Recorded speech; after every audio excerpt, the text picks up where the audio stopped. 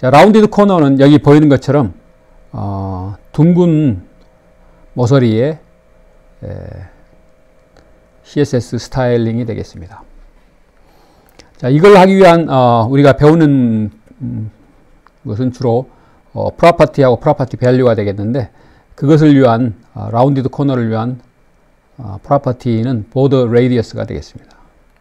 자, 보드 레디어스 프로퍼티는 우리가 값을 어떤 식으로 주냐에 따라서 다양한 둥근 모서리를 표현할 수 있겠는데, 자, 여기 이런 형태라든가 또 이런 백그라운드까지 고려했을 때 이런 거, 또 이런 거, 백그라운드 이미지까지 여기 들어갔죠.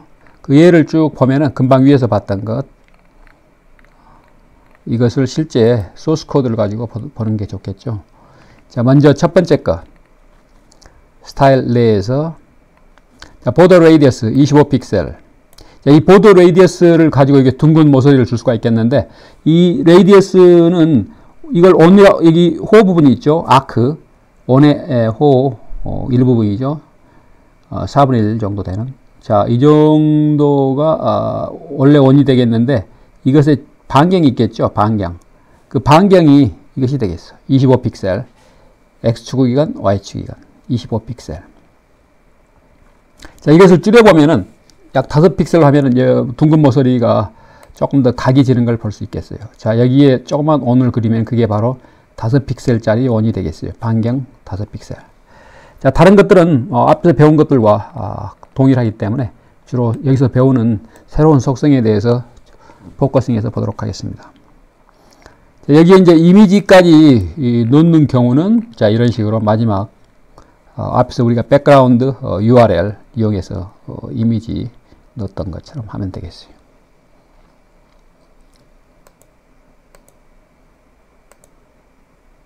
자, 불필요한 것 좀 닫고. 자, 보더 레디어스는 이름이 조금 더 구체적으로 우리가 이렇게 구체적으로 쓸 경우는 많지는 않겠지만 보더 탑 레프트 레디어스 또는 보더 탑 라이트 이렇게 위치를 지정해 줄 수가 있겠는데, 이 보더 레디어스를 이것들 대신 쇼트핸드 프로퍼티, 즉 속기법으로 또는 단축 이름으로 이렇게 쓰면 되겠어요. 자, 조금 더 구체적으로 이제 보면은 보더 레디어스에 대해서 우리가 값을 4개를 이렇게 주는데, 그 4개의 값은 1대1로 매칭이 되는데, 첫 번째 값은 여기가 되겠죠. 왼쪽 상단. 그 다음에 두 번째 값은 오른쪽 상단. 세 번째 값은 오른쪽 하단. 네 번째 값은 왼쪽 아랫부분이 되겠어요. 자, 이렇게 3개를 주면은 우리가 앞에서 패딩이라든가 또는 마진에서 값을 어사인 하는 것처럼 같은 요령으로 하면 되겠어요. 첫 번째, 그 다음에 두 번째, 세 번째 이렇게 어사인이 되고, 그 빠진 부분은 대칭으로 여기서는 이제 대칭 다이어고널리 이렇게 대각선으로 대칭이 이쪽이 되겠어요. 이쪽 50픽셀짜리. 그 다음에 2개면은 여기서 값을 각각 어사인하고 또 대칭으로 주면 되겠어요. 1개면은 물론 4군데 전부 다 똑같이 반영이 되겠죠. 자, 그런 형태로 하니까 이게 특별한 건 없고 그런 요령으로 이렇게 보면 되겠습니다. 자, 그 다음에 타원형의 코너 보더 레디어스 50픽셀하고 15픽셀 하면은 50픽셀은 X축에 관련된 거고 그 다음 것은 Y축에 관련된 건데, 이것이 온이 좀 타원형이 되는데 그 내용을 한번 소스를 가지고 보도록 하겠습니다. 이런 형태로 보더 레디어스 50픽셀이면 X축으로 이것을 봤을 때 X축으로 이게 이쪽으로 이렇게 길게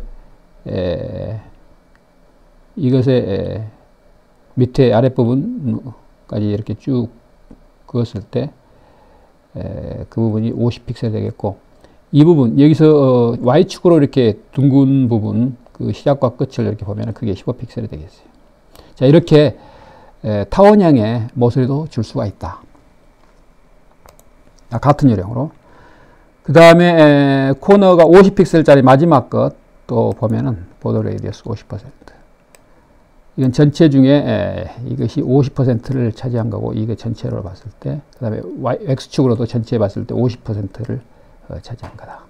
자, 그런 레이디어스를 이런 식으로 퍼센티지로도 줄 수도 있다. 그 다음에 나머지는 개인적으로 해보고,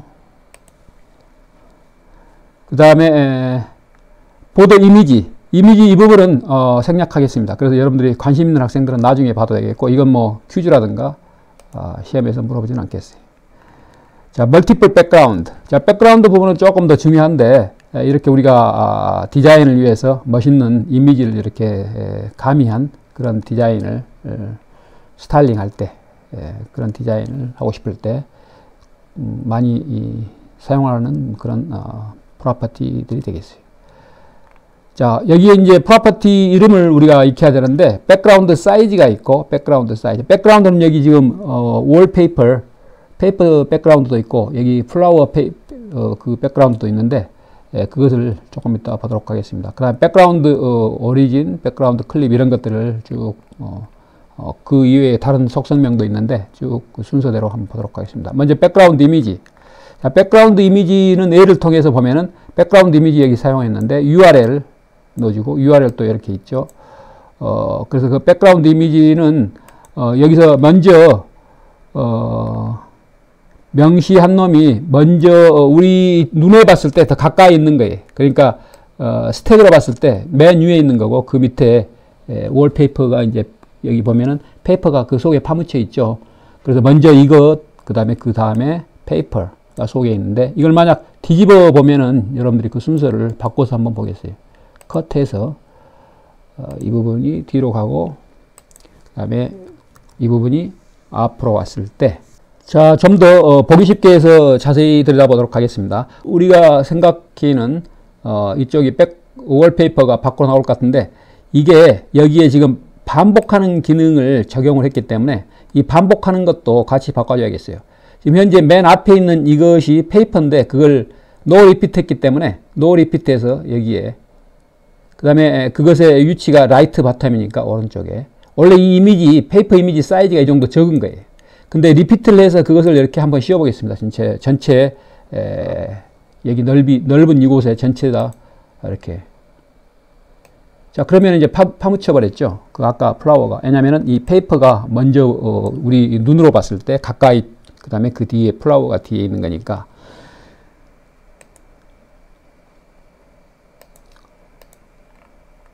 자, 그 다음에 자, 이것을 백그라운드도 쇼트핸드로 이렇게 표현할 수가 있겠는데, 금방 봤던 그 URL이라든가, 그 다음에 유치, 어떤 유치에 나올 건지, 그 다음에 또 반복성, 반복할 건지 말 건지, 노 리피트 하면 반복 않는 거고, 그 원래 이미지 하나만 달랑 보여주는 거예요. 그럼 백그라운드로서 빈 공간도 생기겠죠. 그랬을 때 리피트를 해서 전체의 영역을 덮어주면 좋겠어요.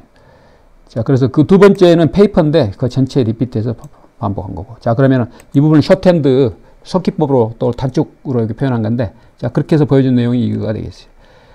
자, 여기서 만약 리피트를, 페이퍼가, 노 리피트면 앞에서처럼, 이렇게 이제 위에 나오는 걸로 되어 있으니까, 이렇게 레프트 탑이죠. 페이퍼.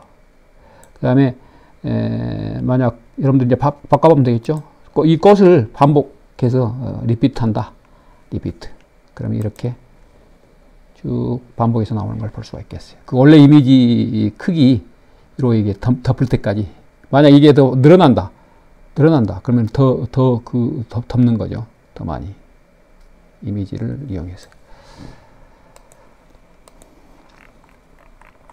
그 다음에 백그라운드 사이즈도 조절할 수가 있겠어요. 금방 봤던 이런 사이즈를 조절할 수 있으면 좋겠죠. 그래서 백그라운드 사이즈를 가지고 거기에 이제 픽셀 값으로 이렇게, 자, 픽셀 값으로 백그라운드 사이즈라는 프로퍼티 이름으로 플라워에 대한 거, 유치가 위에 나왔던 아까 봤던 거.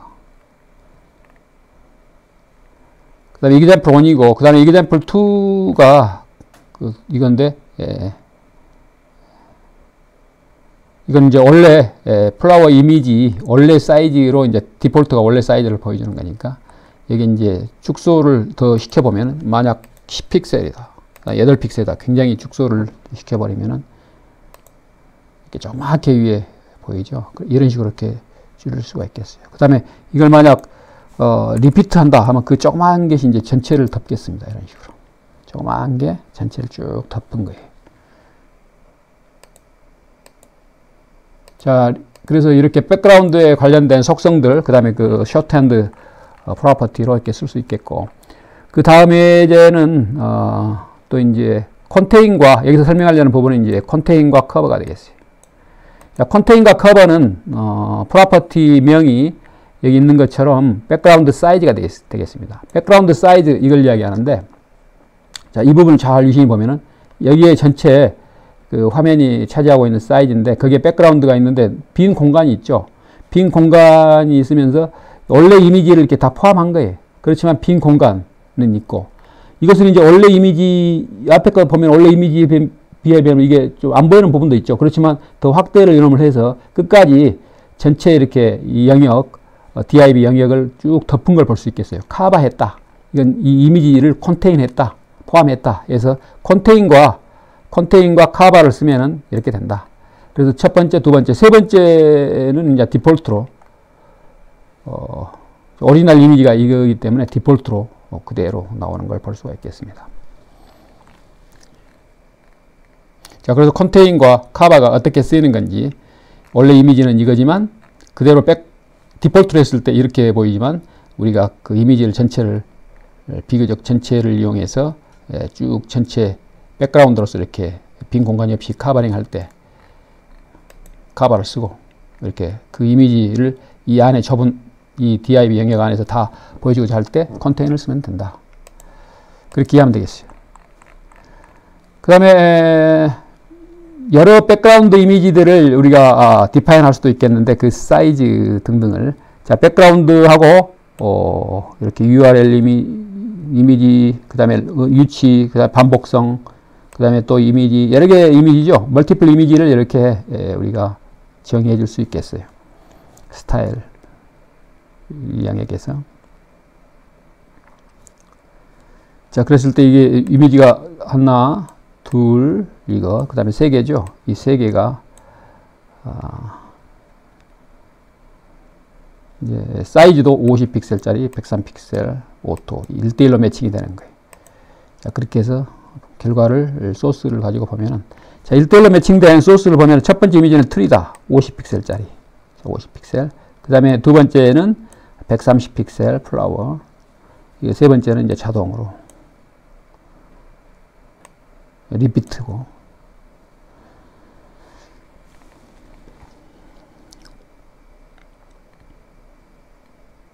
자, 두 개는 노 리피트죠. 이건 노 리피트. 만약 이것을 리피트로 했다. 리피트로 했다. 그럼 이렇게 덮는 거고. 또 이거 밑에 것도 리피트 했다. 그렇게 덮는 거죠.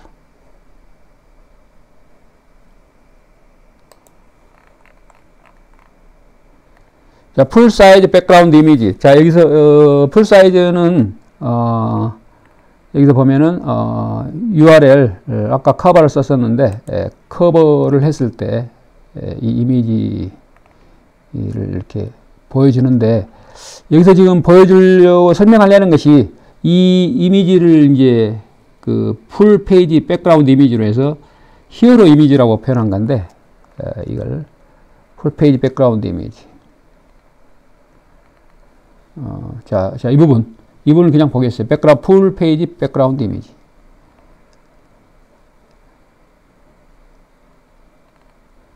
자, 백그라운드 사이즈를 이제 커버가 아닌 경우에는 어떻게 되는 건지 한번 보겠습니다. 자, 그러면은 원래 백그라운드 원래 사이즈가 있겠죠. 그 사이즈하고 이 우리가 보이는 이 브라우저에서 보이는 뷰포트 이렇게 화면하고 일치는 하지 않는 거니까, 꼭 일치하는 건 아니니까. 그랬을 때 이제 원래 이미지대로 그대로 이렇게 보여주는 거예요. 이미지가 이게 굉장히 큰 이미지죠. 그래서 커버했으면은 아까처럼 그렇게 이 안에 들어가면서 아까처럼 이렇게 보이겠죠. 자, 그래서 커버, 백그라운드 사이즈 커버.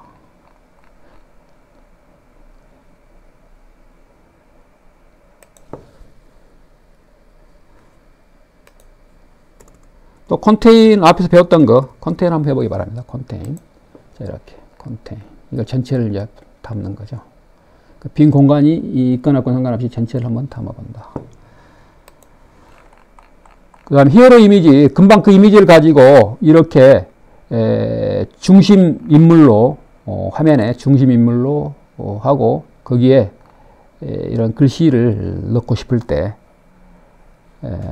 I am John도 해서 강조해서 자 그랬을 때 그것을 히어로 영웅 이미지라고 이렇게 제목 클래스명을 그렇게 정했는데 그리고 이 글씨는 히어로 텍스트로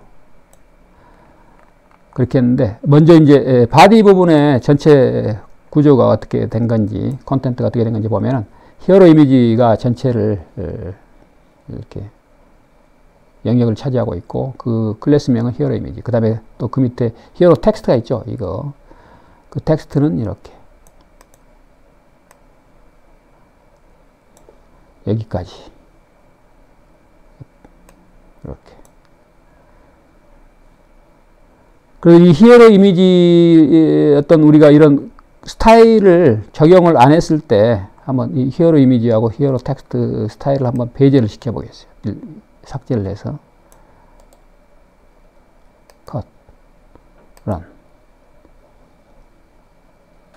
자 그러면 이렇게 이미지가 없고 이렇게 뭐 디자인상 거의 디자인이 없는 거죠. 전혀 디자인이 고려되지 않은 게. 자 원래대로 다시 한번 돌아가서 불필요한 것 좀 다둔 다음에 보도록 하겠습니다.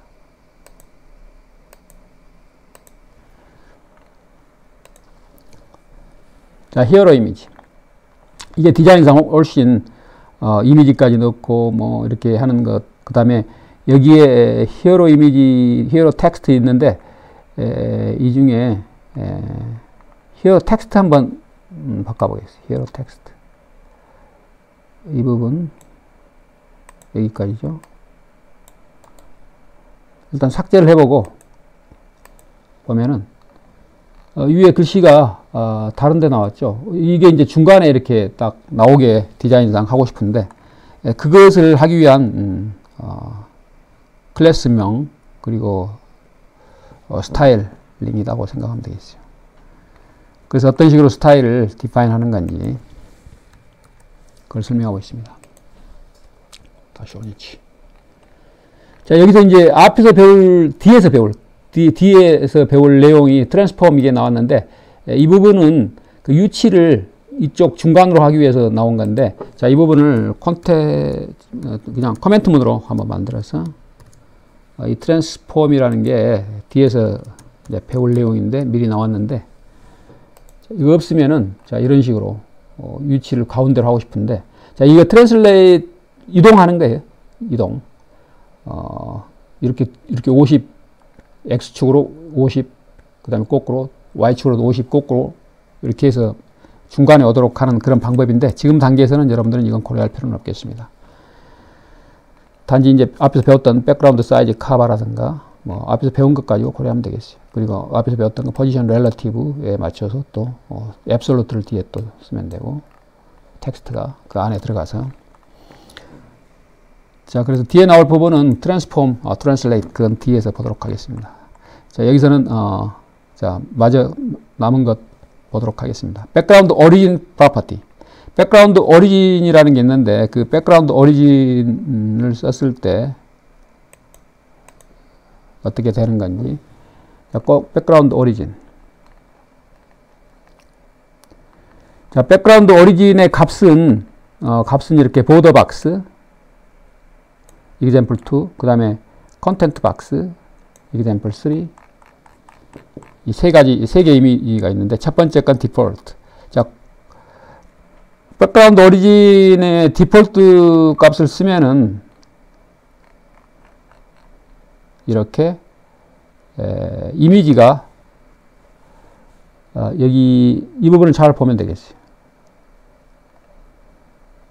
패딩 영역까지, 이게 패딩을 쓴다면, 패딩 영역까지 이렇게 쭉 다 끝까지 차지하고 있는데, 그, 보더 박스까지 하면은 보더까지 이렇게 가는 거예요.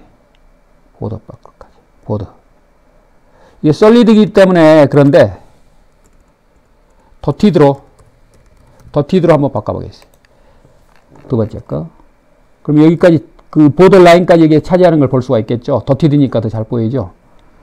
그 다음에 세 번째는 이제 컨텐트 박스. 컨텐트는 이게 컨텐트죠. 이게 컨텐트 박스고, 거기에 이제 패딩이 있고, 그 다음에 보더가 있고, 그 다음에 마진이 있죠. 우리가 앞에서 배운 것처럼. 그 영역을 우리가 백그라운드 오리진에 이런 프로퍼티 밸류를 썼을 때 차지하는 것으로 이렇게 나타나는 거예요. 이런 컨텐트가. 자, 백그라운드가 이제, 백그라운드 이미지가 그렇게까지 나온 걸 볼 수가 있겠어요. 자, 그것에 대한, 설명이 여기 있으니까. 자, 보더 박스. 이 백그라운드 오리진은 이제, 백그라운드 이미지가 어디에 포지션 될 건지. 그래서 박스면은 백그라운드 이미지가, upper left corner 보드까지. 그 다음에, 그쪽 끝까지. 그 다음에 패딩이면 디폴트인데,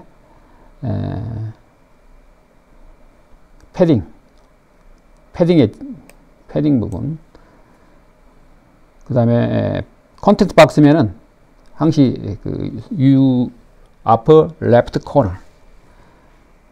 그러니까 왼쪽 상단 코너에 이제 컨텐트가 나타나는데, 이거 컨텐트 박스 하면 컨텐트 영역 내, 패딩 박스 하면 패딩 영역 내, 보더 박스 하면 보더 라인까지.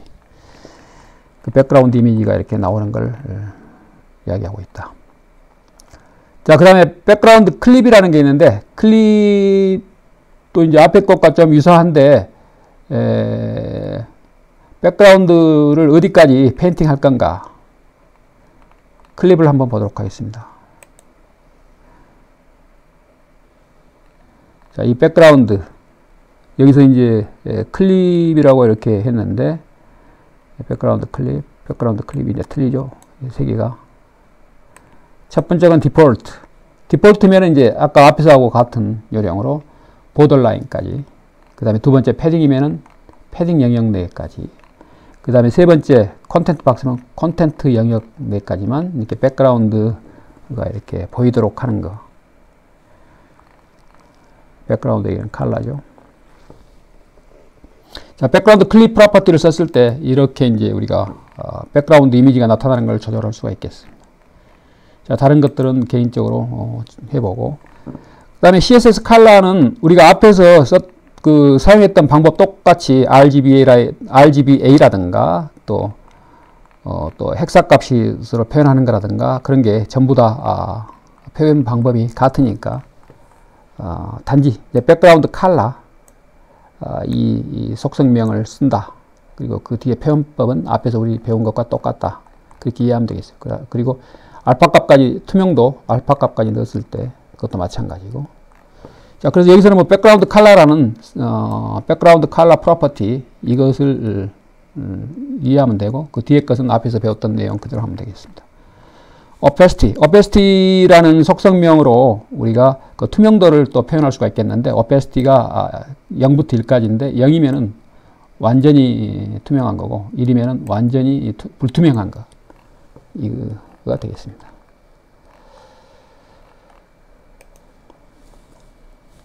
자, 그 다음에 컬러 키워드. 컬러 키워드 중에 이제 트랜스페런트라는 그 프로퍼티 이 밸류를 쓰거나 또는 뭐 current color, inherit 상속받는다 이런 키워드를 써서도 이렇게 할 수 있겠는데, 자, 여기서 이제 프로퍼티 밸류로서 transparent를 쓰면은 이렇게 백그라운드 컬러가 이게 트랜스페런트가 되겠어요.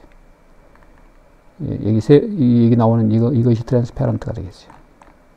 자, 두 번째, 첫 번째 div EX1이고 두 번째 div의 클래스가 EX2니까 EX2를 보면은 이게 트랜스페런트 백그라운드 컬러를 트랜스페런트로 쓰고 있죠. 그러면은 이건 프로퍼티 밸류가 트랜스페런트다. 컬러를 쓰면 되는데 컬러 우리가 표현하는 방법대로 쓰면 되는데 트랜스페런트라고 쓰면 되는데, 그런 경우는 뭐 똑같이 RGBA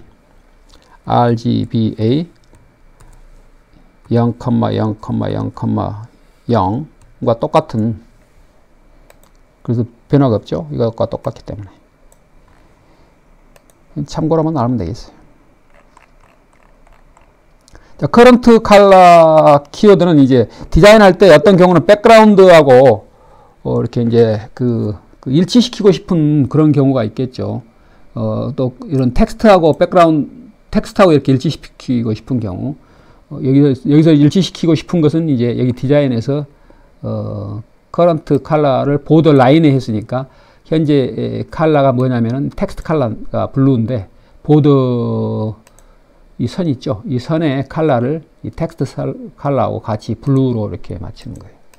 그러니까 이게 뭔지 모를 때 이거 커런트 컬러로 해놓으면은 이 디자인상 이것과 똑같이 하고 싶다 하면 이런 커런트 컬러라는 속성 value 값을 쓰면 되겠어요. 이런 키워드를. 오케이. 그런 유사한 예가 되겠고 다른 것도 마찬가지니까 참조해 보기 바랍니다. 그 다음에 inherit은 상속받는 거죠. 누구한테? parent element한테 상속받는 거. parent element는 이렇게 누가 parent element냐? 그건 이제 우리가 따져봐야겠죠. 자, parent element 여기서 parent element 상속받는 보드가 inherit 상속받는 거죠. 누구한테? 그건 parent한테. 자, span이 그런데 span을 보면은 span 이것의 parent는 이게 div죠. div. 자, 이 부분. 그러니까 이것이 이 레드니까 이것도 레드. 자, 이놈이 또 스타일을 더티드 블루로 이렇게 얘기는 했죠. 여기는 그건 상속받았을지라도 여기서는 이제 2픽셀짜리 더티드 블루로 이렇게 했는데 div를 이놈을 그러니까 그것이 이제 페런트가 되니까 이 스팬이 따라서 바뀐 대로 상속을 또 받는 거죠. 그러니까 페런트 것 따라간다. 그것이 상속을 받았으면 상속받은 대로. 제일 처음에 div는 여기서 이제 solid red로 돼 있죠. solid red로 돼 있지만 여기서 이제 바꿔버리기 때문에 바꾼 것 부모 페런트 그것이 바뀌었으니까 스타일이 그 바뀐 대로 상속받는 거예요. 자, 그 다음에 gradient. gradient는 이제 점진적으로 이렇게 바뀌는, 스무스하게 바뀌는 것을 이야기하는데, 이렇게 대각선으로 점진적으로 바뀌거나, 또 이렇게, 이런 뭐 직사각형의 뭐 왼쪽에서 오른쪽으로 또는 위에서 아래로 뭐 이렇게 바뀌거나 여러 가지가 있네. 또 온의 형태로 방사형으로 바뀌거나. 자, 그레디언트는 이렇게 스무스한 어떤 변화, 컬러에. 그래서 컬러를 기준을 이제 줘야 되는데 그 기준되는 컬러, 그걸 컬러 스탑이라고 한다. 두 가지 타입의 그레디언트가 있는데 리니어 그레디언트, 선형적으로 또는 이렇게 방사형으로, 원형으로 레이디얼 그레디언트가 있다. 그 두 가지를 한번 순서대로 보도록 하겠습니다. 리니어 그레디언트는 이제 신텍스가 먼저 백그라운드 이미지가 있고 거기에 리니어 그레디언트 이렇게 해주면 되겠어요. 그랬을 때 디렉션, 방향이라는 건 뭐냐면은 원래 디폴트는 위에서부터 이렇게 아래로 이렇게 하는 건데 자, 그리고 그 다음에 그 컬러 스탑이라고 그러는데 시작할 때 컬러, 그 다음에 중간 컬러, 아니면 그 마지막 것이라면 마지막 컬러. 그렇게 해서 그 중간 것은 이제 그 없는 표현 안 된 것은 스무스하게 이제 그 컬러가 변해가는 거예요. 그게 그레디언트. 자, 디폴트로는 이제 그 디렉션이 탑에서 바텀으로 가겠어요. 탑에서 바텀으로 이렇게. 그래서 그레디언트하고 이렇게 백그라운드 이미지하고 리니어 그레디언트. 그 다음에 레드에서 옐로우. 그러면 위에서 탑이 레드가 되었고 아래가 옐로우가 되겠죠. 그렇게 리니어하게 이제 바뀌는 거예요. 자, 그것에 대한 실제 소스를 보면은 이렇게 그레디언트 1 이 부분이죠. 이 부분을 보면은 자, 백그라운드 이미지 여기서 설명하려는 그 프로퍼티만 보도록 하겠습니다. 백그라운드 이미지가 리니어 그레디언트로 레드에서 옐로우로 간다. 레드에서 옐로우로 이렇게 변하는 걸 볼 수가 있겠어요. 자, 그 다음에 이제 대각선으로도 바뀔 수가 있는데, 자, 대각선으로 또 왼쪽에서 오른쪽으로. 그러면은 우리가 방향을 이렇게 to right라면 이제 당연히 왼쪽에서 오른쪽으로 간다 이 말이죠. 그러면 왼쪽부터 시작한다 이 말이죠. 그러면은 시작하는 쪽 컬러 스탑, 끝나는 쪽 컬러 스탑 옐로우. 그 다음에 다이아고널 방향으로 한다면 이렇게 방향을 to bottom right. 그럼 bottom right이 이쪽이죠. 그러면 bottom right 이쪽이라는 이야기는 방향, 시작이 이쪽이죠. 그래서 여기서 이렇게 시작했을 때 컬러가 레드가 되겠고, 이게 컬러 스탑. 그 다음에 끝났을 때 컬러 스탑이 옐로우 컬러가 되겠죠. 그래서 스무스하게 바뀌는 걸 볼 수가 있겠어요.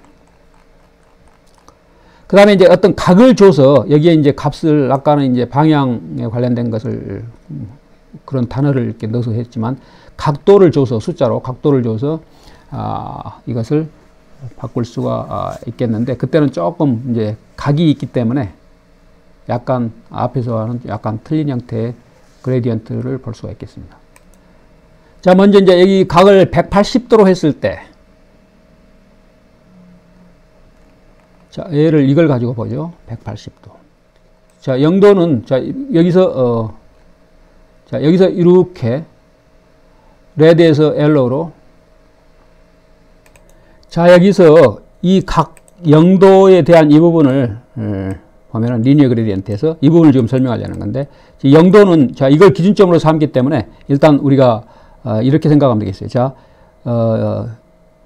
0의 레드에서 시작이 레드죠. 레드에서 옐로우로 이렇게 가는데 그걸 화살표 하나를 그리고 이것이 0도다.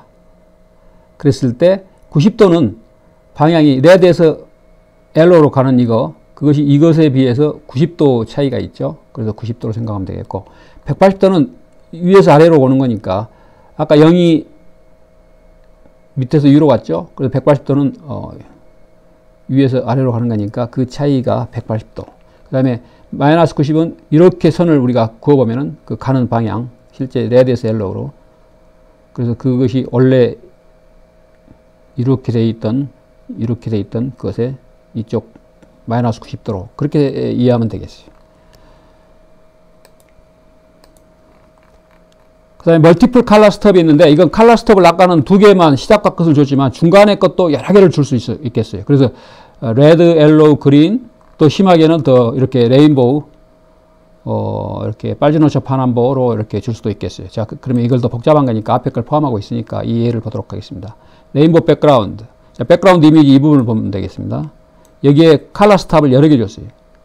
여러 개, 방향을 여러 개 주고, 탑에서 right, to the right. 이게 to the right이니까 이쪽에서 이쪽으로. 방향이 이쪽인데, 여기서부터 이제 이 빨주노초 파남보가 이렇게 무지개 컬러가 이렇게 시작돼서,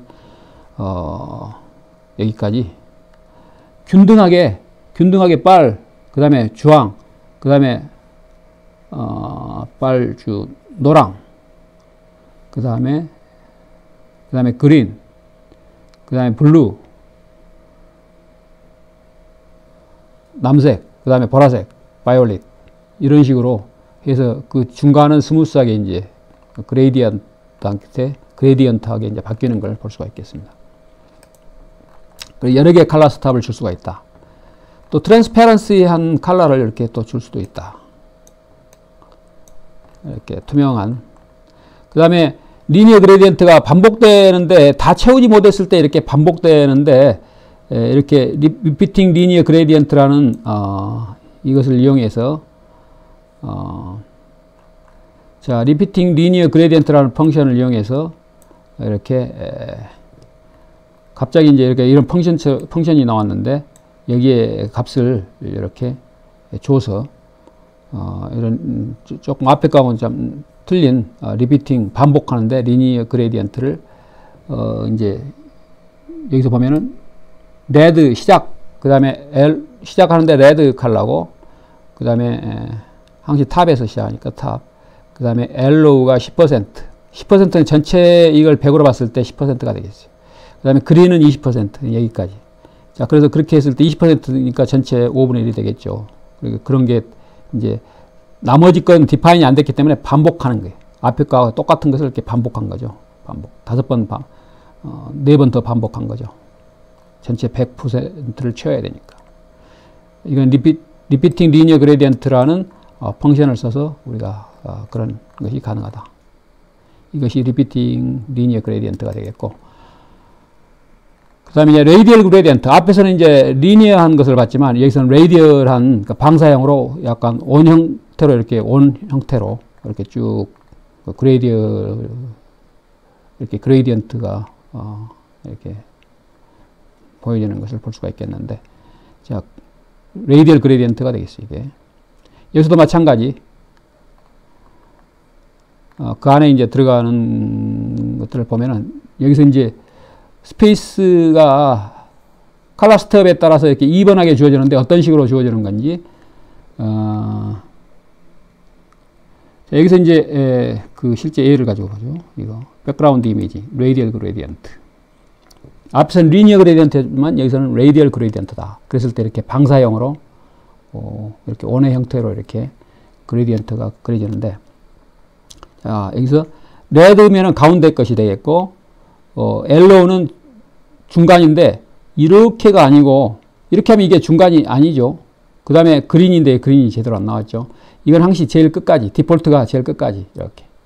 네 코는 어디에나 다 마찬가지가 되겠는데, 자, 이렇게 같이 보면은 여기서 여기까지가 중간이 되고 여기서 여기까지가 또 그 나머지 절반이 되겠어요. 그래서 그 끝이 그린이 되고 중간이 옐로우가 되고 시작하는 이 중심점이 레드가 되겠어요. 그 나머지는 이제 그걸 기준점으로 스무스하게 그레디언트하게 변경되는 걸 볼 수가 있겠어요.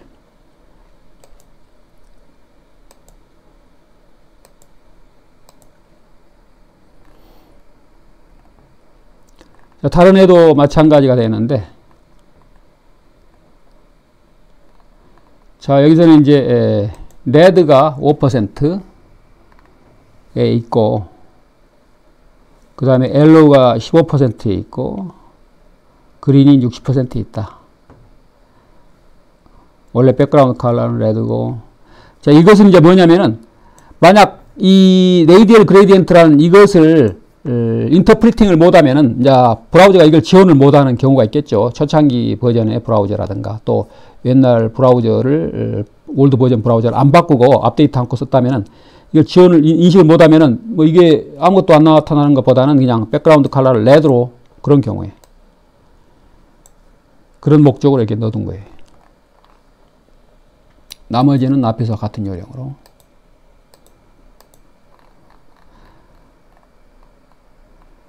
쉐이프.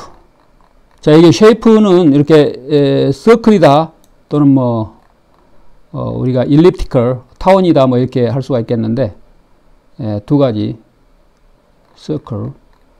그래서 레드, 옐로우, 그린으로 서클이면서 레드, 옐로우, 그린 그런 형태로 디폴트로는 제일 코너까지 그런 형태로 이제 그레디언트가 이렇게 보여지고, 그걸 실제 소스 코드를 봤을 때 일립스 이제 아무것도 표기를 안 했다 그러면은 일립스가 돼서 타원 형태가 되겠어요. 여기 아무것도 뭐 쉐이프에 대해서 언급이 없죠. 서클이다 뭐 그거 없으면 일립스다. 이것이 바로 디폴트가 되겠어요. 자, 아까처럼 그냥 그렇게 코너로 가면서 그 거리가 중간에 레드, 옐로우, 끝에 그린, 그 요령으로 하면 되겠어요. 서클이다. 그 밑에 있는 거 서클이다. 그러면 이제 여기서 서클이 이렇게 그려지겠죠. 서클이. 그리고 마찬가지로 이제 옐로우가 나타나는 것은 중간에 컬러 스탑, 그린. 그리고 타원이 아니고 이제 온으로 그려진다. 이 서클이기 때문에. 그 다음에 이 부분은 디폴트 사이즈 키워드. 이건 이제 가장 가까운 측면, 가장 먼 측면, 뭐 가장 가까운 코너, 가장 먼 코너, 뭐 그런 것들을 이제 그 컬러 스탑이 이렇게 중간에 스탑 되는 그 기준 컬러가 그걸 기준점으로 이렇게 만들어지고, 나머지는 거기에 맞춰서 그레이지얼하게 그레디언트로 보인다. 마찬가지로 레이디얼 그레디언트도 이렇게 완전히 못 채웠을 때, 예를 들어 완전히 못 채운다는 이야기는 10%까지 하고 그린은 15%까지 하고 나머지는 뭐 또 많이 있는데 85%가 남아 있는데 그런 경우 안 채웠죠. 그러니까 그게 반복이 되는 거예요. Repeating radial gradient. 여기서는 이런 펑션 이름을 써서 자 그래서 그 예를 보면은 이런 식으로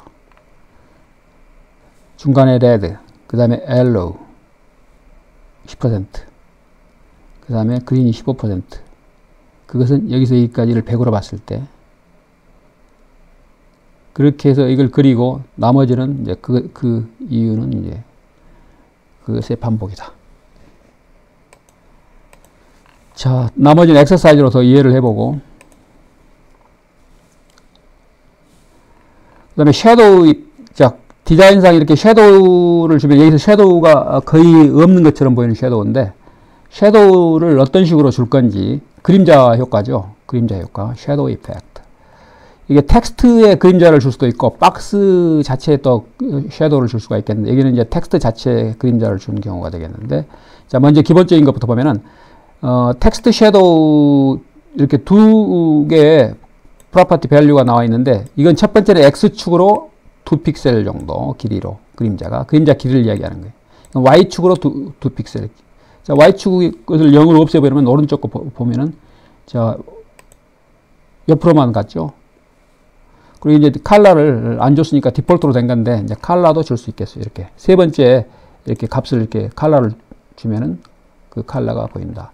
그 다음에 이제 또 이 세 번째 값에 여기 앞에서는 이제 X축 그림자 길이, Y축 그림자 길이, 세 번째는 블러한 그림자 길이, 블러 이펙트가 되어 있어요. 블러에서 어느 정도까지 퍼질 건지. 자, 이 부분이 블러한 거니까 0이면은 그 번지는 효과가 없는 거죠, 이렇게. 근데 이것을 조금씩 이제 번지게 한다. 2픽셀. 조금씩 번지죠, 이렇게. 그래서 그 번짐의 길이. 아주 또 길게 이렇게 번지게 또 할 수도 있고. 자, 그 다음에 다른 것들도 이렇게 참조해서 보고 텍스트 섀도우 그 다음에 그림자는 우리가 실제 그림자는 컬러도 없고 그러지만 또 그림자 또 빛의 광원이 여러 군데서 이렇게 있을 때 그림자는 생기는데 컬러는 없지만 여기서는 우리가 컬러를 여러 개 틀리게 또 그림자도 여러 개를 줄 수가 있겠어요. 그래서 그걸 나열을 하면 되겠어요. 이렇게 텍스트 섀도우 첫 번째 그림자 두 번째 그림자 이렇게 앞에서와 같은 요령이죠. X축 길이, Y축 길이, 그다음에 블러 길이, 어느 정도 블러한 건가, 그 다음에 컬러, 두 번째 그림자, 이런 식으로. 여기서는 뭐 그림자가 3개까지 있네. 이렇게. 자, 그랬을 때, 여기 화면에 제대로 보일지 모르겠지만, 여러분들이 바꿔보면은 이제 그 그림자를 더 선명히 그려볼 수가 있겠죠.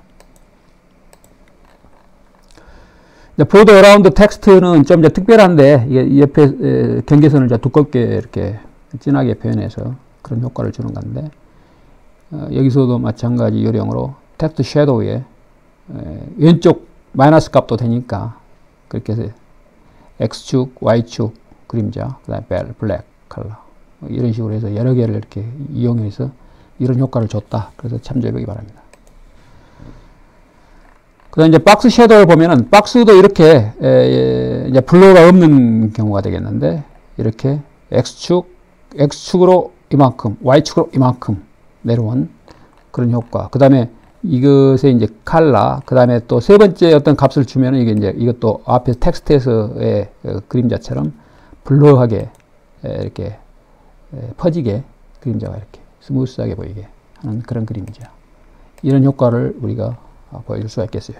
자, 이런 카드를 보여줄 때 여기서도 마찬가지 이제 약간 옆에 섀도우가 있는데 그림자가 이런 걸 이제 디자인을 할 때 자, 이것도 앞에서와 같은 요령으로 이제 하면 되겠어요. 박스 섀도우, 이제 섀도우 그림자도 또 여러 개 있을 수 있는 거니까 나머지는 앞에서 배운 것들이니까 그래서 다른 엑서사이즈 참조해 보기 바랍니다.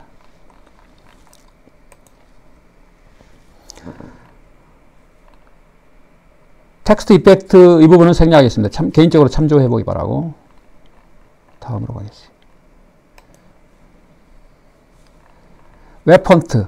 웹폰트는 우리가 어떤 폰트를 쓰냐 디자인에서 중요한 부분이죠. 그래서 그 폰트를 우리가 서버에서 가져와서 써야 되는데 어떻게 폰트를 쓰는 건지 그것과 연관된 것들을 브라우저에서 이렇게 지원할 때 폰트 종류에 따라서 지원하는 것들이 버전에 따라서 차이가 있는데, 이제 그 지원을 시작했을 때 버전, 처음 버전 넘버가 되어 있어요. 그 다음에 여기서 사용하는 이제 그 룰이 add font pace라는 이것을 사용하는데, 이것을 이용해서 우리가 폰트를 이름을 우리가 지정을 하고 디파인하고 그 이후에 우리가 쓰면 되겠는데, 그 폰트의 소스도 이렇게 URL을 줘서 가져올 수가 있겠고, 자, 그래서 이 예를 보면은 여기서는 이제 폰트 패밀리 이름을 My First Font라고 이름을 정했어요. 원래 이제 우리가 정해서 쓸 수가 있겠어요. 그리고 그 소스는 URL이 이거다. 그래서 그 소스가 이제 서버에서 제공해주거나 우리가 알고 있는 어떤 URL이 있다면 거기서 가져다가 이렇게 쓸 수 있다면 그 폰트를 우리가 이용하면 되겠어요. 자, 그리고 모든 폰트들에 해당되는데 폰트 패밀리는 여기서 우리가 정의한 속성값 My First Font라는 이름의 것들을 적용해서 이제 쓰면 되겠어요. 그러면 그 폰트가 전부 다 적용이 된 거예요. 자, 이 중에 또 종류가 여기서 보여주는 예를 보면은 볼드라는 이런 폰트가 또 있다. 그러면 그건 그것대로 또 이렇게 불러올 수가 있겠어요. 앞에서는 볼드가 아니고 라이트였죠. 그 다음에 뒤에 또 폰트 페이스 똑같이 이걸 써서 그 뒤에 이제 이렇게 소스를 넣어주고, 그러면은 My First Font가 이렇게 볼드인 경우, 폰트 웨이트 볼드인 경우, 자, 볼드인 경우 이거죠. 이거 볼드로 된 이것은 진하게 이 볼드 이 폰트로 보이게 할 수 있다. 만약 이게 안 불러왔으면은 자, 이렇게 덜 진하죠. 자, 이거 참조해보고, 자, 그 다음으로 가서 시간이 상당히 많이 지나갔는데 빠른 속도로 해서 보도록 하겠습니다. 투 디멘셔널 트랜스폼 있는데, 투 디멘셔널 트랜스폼을 쉽게 설명하면 이거가 되겠어요. 자, 이런 식으로 로테이션 하고 있죠. 자, 그래서 여기서 사용하는 프로퍼티명은 트랜스폼이 되겠는데, 이 트랜스폼은 변형한다는 거죠. 변형. 이 트랜스폼에 대해서는 조금 늦게 지원되기 시작했기 때문에 브라우저에 따른 버전 넘버가 좀 큰 숫자죠. 이 2D 트랜스폼과 관련된 메소드를 보면은 이 트랜스폼 프로퍼티와 관련된 메소드를 보면은 이제 translate, rotate, scaling 하는 거, skew, 뒤틀림 하는 거 등등이 있다. 자, 3D 트랜스폼인데 3D는 그냥 나중에 다음 챕터에서 설계되니까 그건 개인적으로 해보고 그건 생략하도록 하겠습니다. 자, translate 메소드. translate은 이렇게 변형한다는 말도 있지만 이렇게 이동한다 그런 의미를 갖고 있는데, 이렇게 이동한다. 자, 트랜스폼을 하는데 rotate도 있고 뭐 여러 가지 있는데 translate 이동한다. 자, 한번 그 예를 보면은, 자, 여기서 원래는 이거였는데 이게 보였죠? 그런데 우리가 이 div 그 다음에 속에 이제 트랜스폼이 있는데, 먼저 이 부분은 MS 마이크로소프트 뭐 인터넷 익스플로러는 이걸 과거 버전이라면 이걸 써야 되는데 우리는 이건 필요 없고 조금 이따 설명하겠습니다. 이 트랜스폼을 모든 최근의 브라우저는 다 인식을 하니까 앞에 건 인식을 못하는 올드 브라우저를 위한 대비용이에요. AB용. 자, 그 트랜슬레이트 한 50픽셀 X축으로 50, Y축으로 100. 원래 그러면 어떤 거냐? 0, 그 다음에 0. 그럼 원래 이 위치였는데 우리가 값을 주면서 이것을 이동을 시키는 거예요. 이렇게 변형을 하는 거예요. 야, 트랜스폼이라는 걸 써서 그 안에 이제 여러 가지 메소드들이 있었죠. 그것을 우리가 펑션들이 있었죠. 그 펑션들을 이렇게 써서 이렇게 하는 건데, 다시 원위치에서 다시 이걸 보면은 앞에서 봤던 것처럼 이렇게 대시 ms 대시 하면은 이 트랜스폼이라는 것은 이 속성은 마이크로소프트 올드 버전에서는 인터넷 익스플로러 9이라든가 그것에서는 이렇게 트랜슬레이트 이것을 앞에 이렇게 해주고 붙여주고 그거 써야 된다. 다 지원하는 최근에 지원을 다 하고 있기 때문에 그런 것들은 이제 이런 거 신경 쓸 필요 없이 이렇게 하면은 뭐 크롬이라든가 다른 데서는 다 그거 없이도 이렇게 쓰면 되겠어요.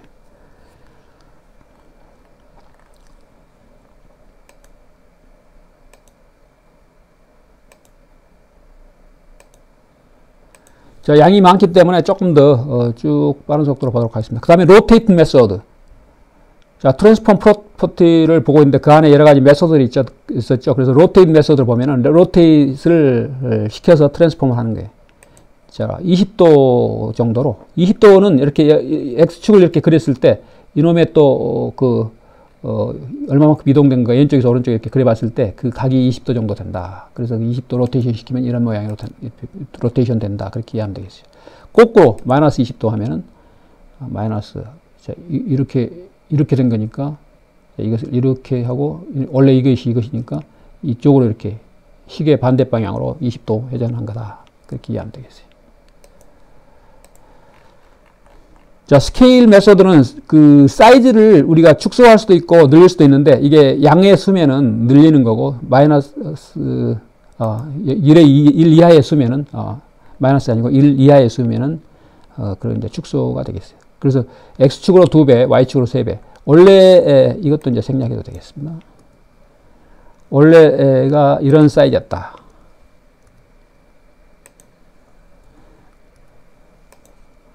여기 있는 거. 이걸 이제 확대한 거예요. 자, 그래서 트랜스폼, 그 다음에 이 스케일 메소드를 이용해서 그렇게 확대하면 된다. 축소도 가능하다. 1 이하의 어떤 숫자. 그럼 절반씩 하프. 이렇게 줄어든 걸 볼 수가 있겠죠. 이것도 생략해도 되고. 자, 스케일 X는 X축으로 2배. 스케일 Y는 Y축으로 2배. 스케일 하면 X축, Y축. 이렇게 하고. 축소, 확대 다 가능하다.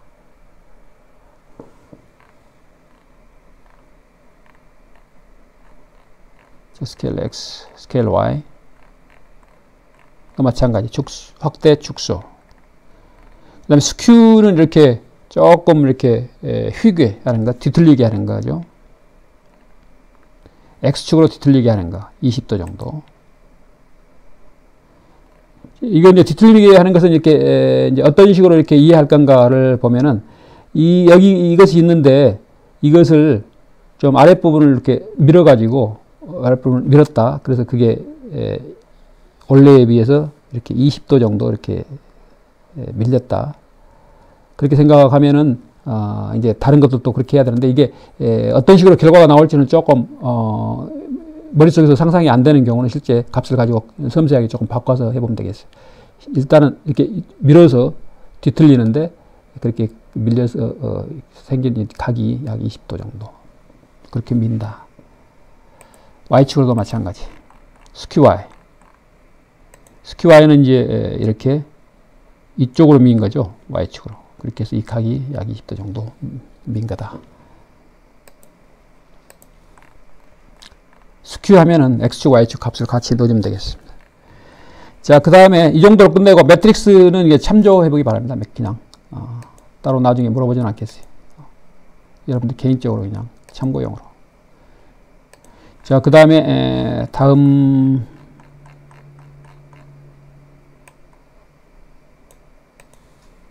챕터를 보면은 3D는 생략하겠습니다. 3D는 관심 있는 학생은 나중에 개인적으로 참조해보고.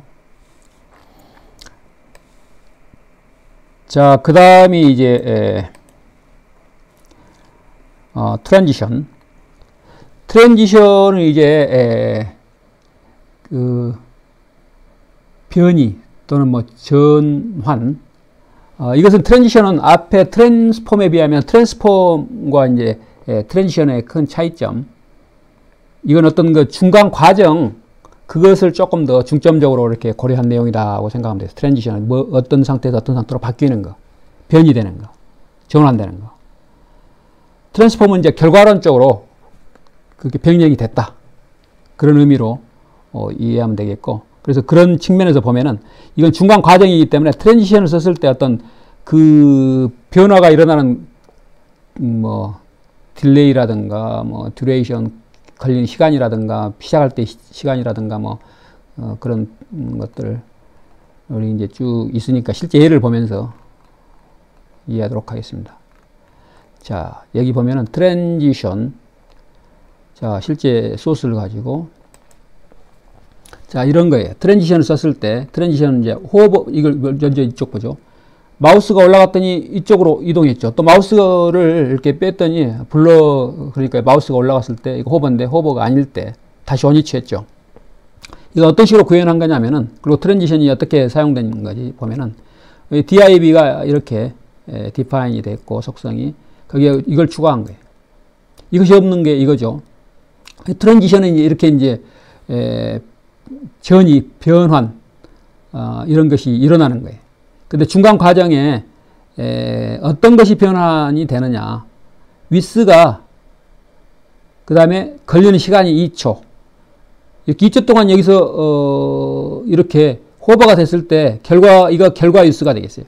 원래 위스는 100픽셀이었죠. 이렇게 결과 위스는 300픽셀. 그런데 이 100픽셀에서 300픽셀까지 될 때 걸리는 시간이 2초. 만약 2초를 1초다 하면은 굉장히 조금 더 아까보다는 빠르게, 이게 0초다. 순식간에 0초. 만약에 10초다. 그러면 이렇게 변환되는 과정에 그 걸리는 시간이 천천히 10초 동안 300픽셀로 되는 거예요. 자, 이게 트랜지션이에요. 자, 그래서 더 다른 응용 예들을 쭉 보면은, 자, 이렇게 아까는 위스만 바꿨지만 동시에 이렇게 하이트도 걸리는 시간을 틀리게 또 할 수 있겠어요. 위스가 이 최종 결과 위스는 이건데, 하이트도 최종 결과 이건데 걸리는 시간이 이건 2초 걸렸고 위스는 하이트는 4초. 여러분들 바꿔서 또 해보기 바랍니다.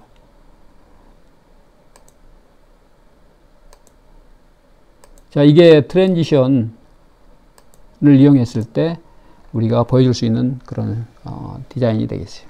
효과. 그 다음에 스피드 커브라는 게 있는데, 스피드도 우리가 조절할 수가 있겠어요. 미리 정해진 거 보면은, 자, 여기서 이건 리니어다. 리니어한 것은 늘어나는데 그것이 리니어한 거예요. 이지는 시작할 때 이지, 끝날 때 이지. 이지다는 말은 슬로우. 중간은 약간 더 빠르고, 이지인, 시작할 때 인은 시작을 이야기하는 게, 시작했을 때 좀 천천히, 이지 아웃은 끝날 때 좀 천천히, 이지 인의 아웃은 시작과 끝을 좀 천천히, 중간은 좀 빠르게. 그런 것을 트랜지션 타이밍 펑션을 가지고 그 값에 따라서 우리가 틀리게 트랜지션이 일어나게 할 수 있다. 그 다음에 트랜지션이 시작할 때 우리가 시작할 때 잠깐 웨이팅하는 걸리는 시간을 우리가 조절할 수가 있겠는데, 트랜지션 딜레이가 그거가 되겠어요. 1초 하면은 이 올라가면은 1초 후에 이제 트랜지션이 일어나는 거예요. 1초 후에 이제 이런 변환이 이제 시작되는 거죠. 자, 이걸 조절을 가지고 초기 기다리는 시간이라고 생각하면 되겠어요. 스타트하기 전에. 그 다음에 트랜지션하고 앞에 트랜스폼 이런 프로퍼티도 있었는데, 두 개를 섞어서 트랜지션 속에 이렇게 트랜스폼을 넣어서 표현할 수도 있겠는데, 그럼 어떤 효과가 나오느냐. 자, 트랜지션 2초, 그 다음에 하이트는 2초, 위스는 2초, 그 다음에 트랜스폼이 되는데 2초인데, 트랜스폼은 여기 이제 호버 됐을 때 트랜스폼이 이제 아까 앞서 뵀던 것처럼 로테이션도 있고 뭐 여러 가지 있으니까 그걸 이용하는데, 로테이션 180도로 이제 로테이션 하는 거죠. 이렇게. 그러면 늘어나면서, 양쪽으로 늘어나면서 한편으로 또 트랜스폼 로테이션도 일어나면서 하는 거예요. 로테이션을 이제 뭐 여러분들이 이제 180도가 아니라 이제 90도만 하고 싶다면 90도만. 이렇게. 바꿔가지고 또 해보고, 또 이것도 뭐 딜레이를 줘서 이렇게 할 수도 있고, 자, 또 실제 이것도 셔트핸드 프로퍼티로, 셔트핸드 표기법으로 이렇게 트랜지션하고 위스 2초 걸리고, 리니어하게 또 기다리는 시간, 시작하기 할 때 약간 주춤거리는 시간 있죠. 기다리는 시간, 시작 전에 그 1초.